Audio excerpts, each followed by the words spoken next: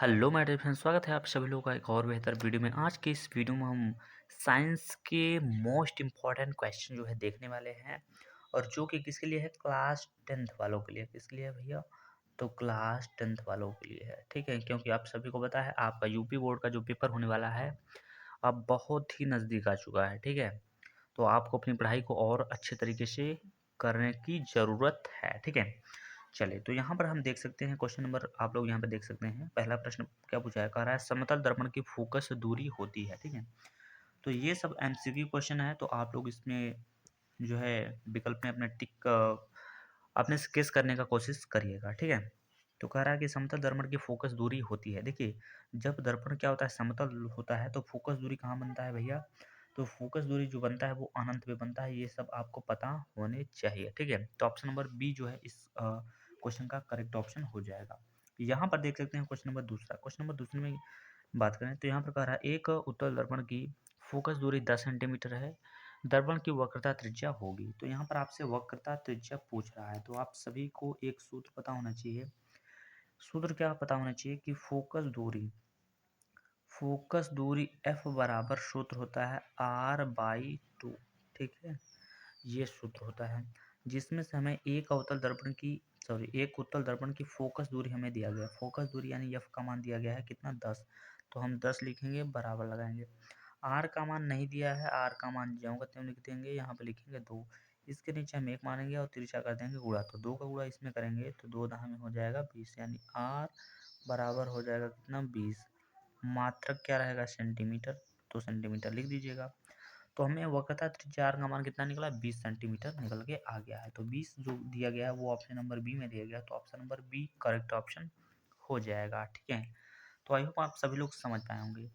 चलिए बढ़ते हैं अपने क्वेश्चन नंबर तीसरे की ओर। यहाँ पर देख सकते हैं क्वेश्चन नंबर 3। क्वेश्चन नंबर 3 में क्या बोल रहा है? कह रहा है यदि उत्तल लेंस के सामने वस्तु 2f पर रखी जाए तब उसका प्रतिबिंब बनेगा। तो उसका प्रतिबिंब कहाँ पर बनेगा यही आपको बताना है। तो ऑप्शन इसके हैं अनंत पर, बी में दिया गया है 2f पर, और सी में दिया गया है f पर, और दिया गया है डी में f तथा प्रकाशित केंद्र के बीच में, ठीक है। ये ऑप्शन आपका दिया गया है। तो देखिए, यदि उत्तल लेंस के सामने वस्तु 2f पर रखी है तो उसका जो प्रतिबिंब बनेगा, इसका जो प्रतिबिंब बनेगा तो वो कहाँ बनेगा भैया? तो वो बनेगा 2f पर बनेगा। कहाँ बनेगा? 2f पर ही बनेगा। कहाँ बनेगा? 2f पर बनेगा। तो ऑप्शन नंबर जो बी वाला है वो करेक्ट ऑप्शन हो जाएगा, ठीक है। जब वस्तु जो है 2f पर रखी है तो प्रतिबिंब भी 2f पर ही बनेगा, ठीक है। तो आई होप आप सभी लोगों को ये बात समझ में आ गई है। चलिए बढ़ते हैं अपना क्वेश्चन नंबर चौथे की ओर। यहाँ पर देख सकते हैं क्वेश्चन नंबर 4। क्वेश्चन नंबर 4 में क्या बोल रहा है? कह रहा कि श्वेत प्रकाश जब प्रिज्म से गुजरता है तो निर्गत प्रकाश में प्रिज्म के आधार से दूरस्थ का रंग होता है, ठीक है। तो दूरस्थ का रंग यहाँ पर पूछ रहा है। ये क्वेश्चन देखिए काफ़ी ज़्यादा इम्पॉर्टेंट है, ठीक है, यानी वेरी मोस्ट इम्पॉर्टेंट क्वेश्चन है। तो इसको अच्छे से आप लोग लिख के याद करने का प्रयास करिएगा, ठीक है। तो देखिए यहाँ पर श्वेत प्रकाश जब प्रिज्म से गुजरता है, श्वेत प्रकाश जब प्रिज्म से गुजरता है तब निर्गत प्रकाश में प्रिज्म के आधार से दूरस्थ का रंग होता है, यानी किस प्रकार का रंग हो जाता है, ठीक है। तो ये आपसे पूछ रहा है। तो देखिए इसका रंग जो हो जाता है वो कौन सा रंग का हो जाता है? लाल रंग का हो जाता है। कौन सा रंग का? तो लाल रंग का हो जाएगा। चलिए बढ़ते हैं अपने नेक्स्ट क्वेश्चन की ओर। यहाँ पर देख सकते हैं क्वेश्चन नंबर 5 में। देखिए वीडियो की क्वालिटी थोड़ा सा धुंधला दिख रहा होगा, तो आप लोग क्वालिटी बढ़ा के अपना 360 पे कर दीजिएगा, तब आपका अच्छा क्वालिटी यहाँ पर दिखेगा। 360 पे क्वालिटी करेंगे तब जाके बेहतर क्वालिटी आपका दिखेगा, ठीक है। चलिए क्वेश्चन यहाँ पे 5 नंबर में देख सकते हैं, कह रहा है विद्युत आवेश का मात्रक है। तो विद्युत आवेश का जो मात्रक है वो क्या है? तो ऑप्शन नंबर ए में दिया गया है जूल, ऑप्शन नंबर बी में दिया गया है कूलम, ऑप्शन नंबर सी में दिया गया है वोल्ट, ऑप्शन नंबर डी में क्या दिया गया है? तो एम्पियर दिया गया है, ठीक है।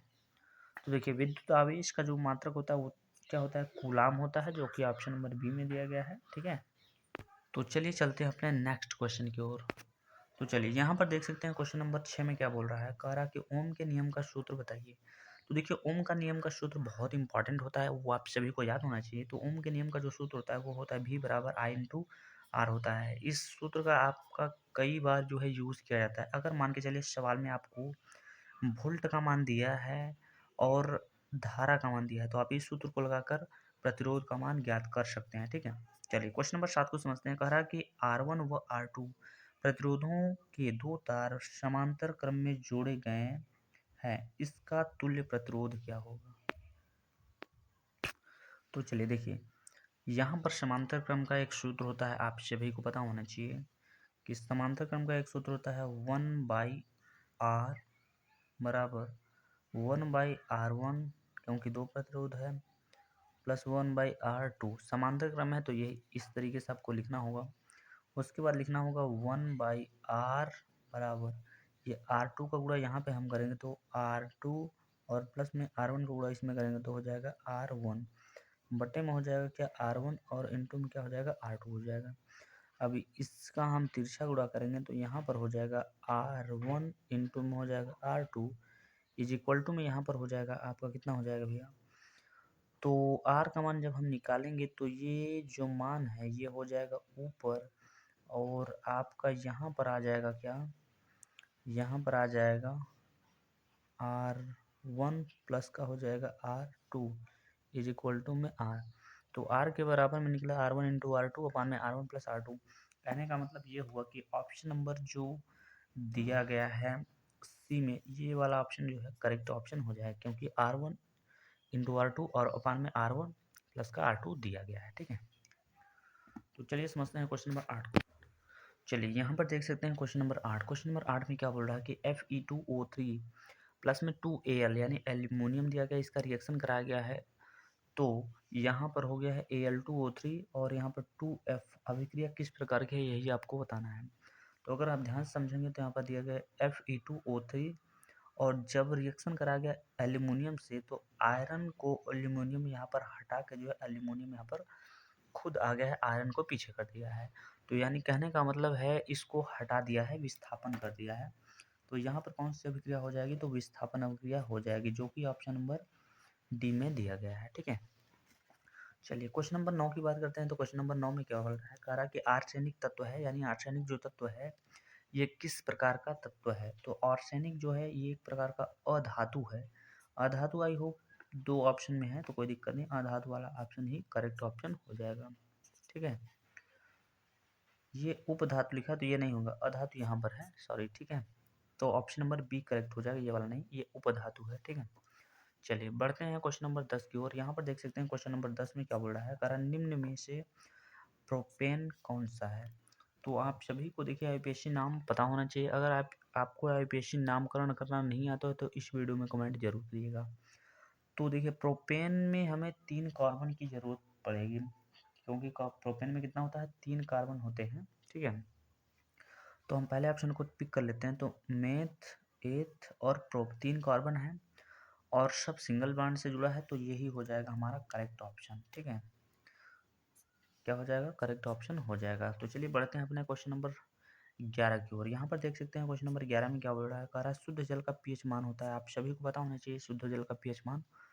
तो शुद्ध जल का जो पीएच मान होता है वो 7 होता है, जो कि ऑप्शन नंबर सी में दिया गया है।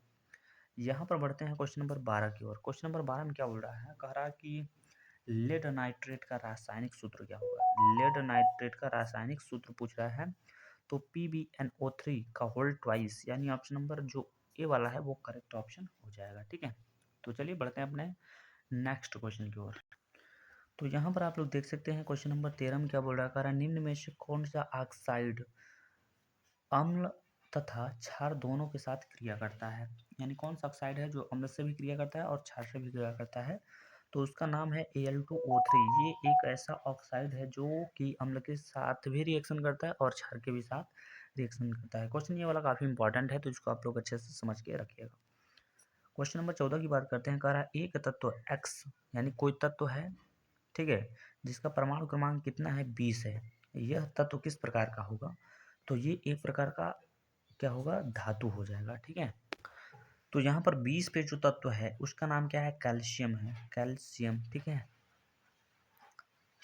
उसको हम बोलते हैं कैल्शियम, और जिसके लास्ट में यम आ जाएगा वो होता है धातु। ठीक है, चलिए यहाँ पर बढ़ते हैं क्वेश्चन नंबर 15। ये क्वेश्चन जो है ये है बायो का क्वेश्चन। तो इस बायो के 7 क्वेश्चन देखने को मिलता है, केमिस्ट्री के 7 क्वेश्चन और फिजिक्स का 6 क्वेश्चन। तो टोटल यहाँ से 20 नंबर का क्वेश्चन आपको देखने को मिलता है विज्ञान में। ठीक है, कह रहा है मानव हृदय में उल्टी दिशा में रुधिर प्रवाहित को रोकना सुनिश्चित करता है। कौन सुनिश्चित करता है भैया?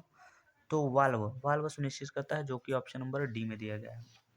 चलिए बढ़ते हैं अपने क्वेश्चन नंबर 16 की ओर। यहाँ पर देख सकते हैं कह रहा है कि पौधों में प्रकाश का अवशोषण कौन करता है? तो हरित लवक करता है, ये आपको पता होना चाहिए, जो कि ऑप्शन नंबर बी में दिया गया है। ठीक है, चलिए बढ़ते हैं क्वेश्चन नंबर 17 की ओर। क्वेश्चन नंबर 17 में क्या बोला है? पौधों में प्रकाश का संश्लेषण, ठीक है, संश्लेषण द्वारा भोजन का निर्माण होता है।